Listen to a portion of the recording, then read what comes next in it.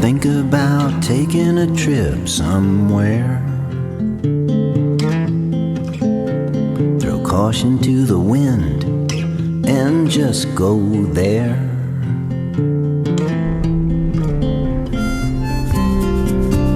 Anywhere that's got a lot of space, Alaska or some other place.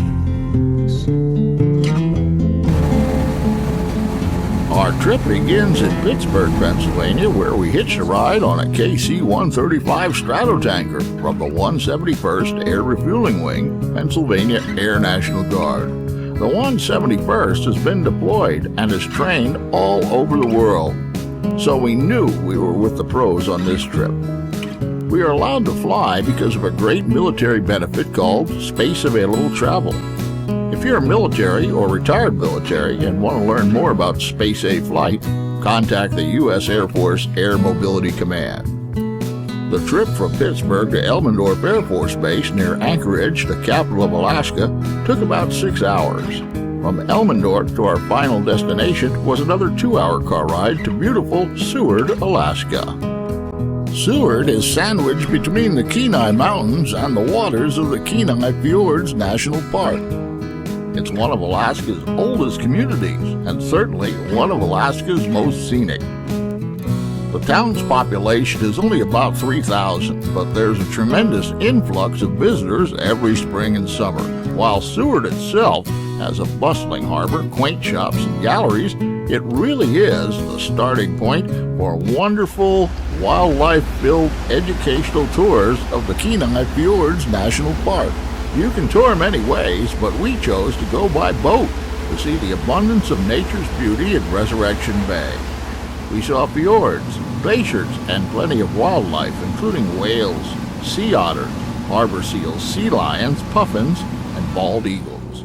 We boarded the good-sized, well-maintained tour boat with lots of windows, lots of outside space to photograph from, and even heated cabins.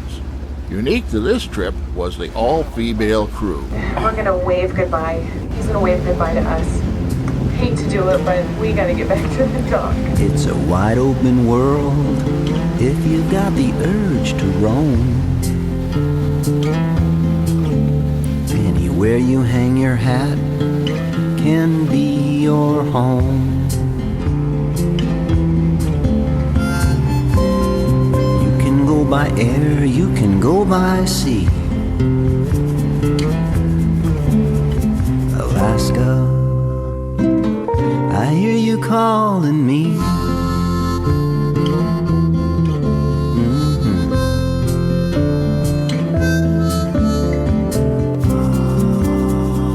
Alaska or some other place. Just disappear without a trace.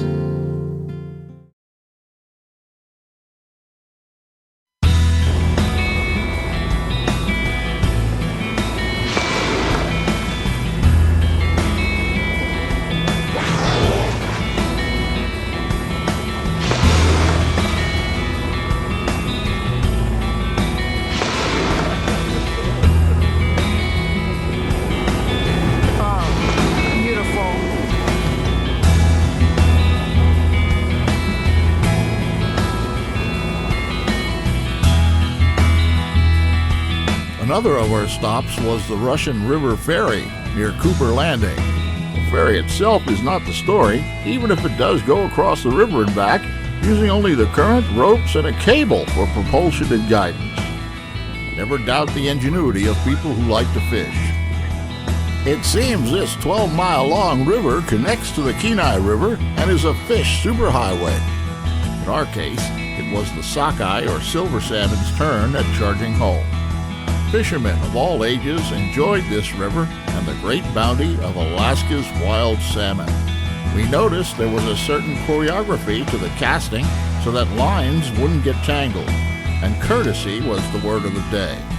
The fish are caught and then can be filleted right there or taken home to be processed. For many, the fishing is for sustenance, not just for sport. There were hundreds of anglers at this spot, where the Russian and Kenai rivers meet near Cooper Landing. Whether they were fishing for sport or sustenance, it was plain to see all were having fun.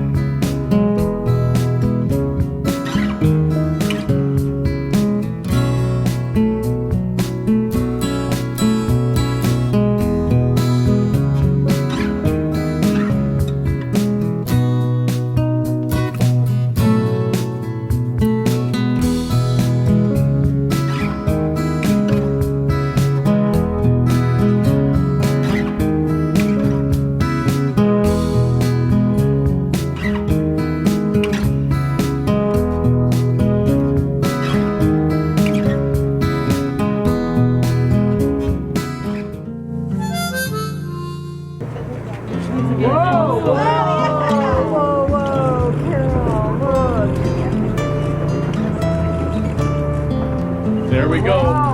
There you go. There we go. Now you see why we stay back here a quarter of a lap. Got to make the most of the time that remains.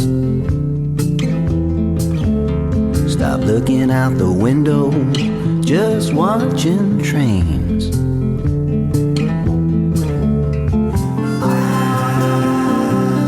Got to pick up pace. Alaska or some other place. Some other place.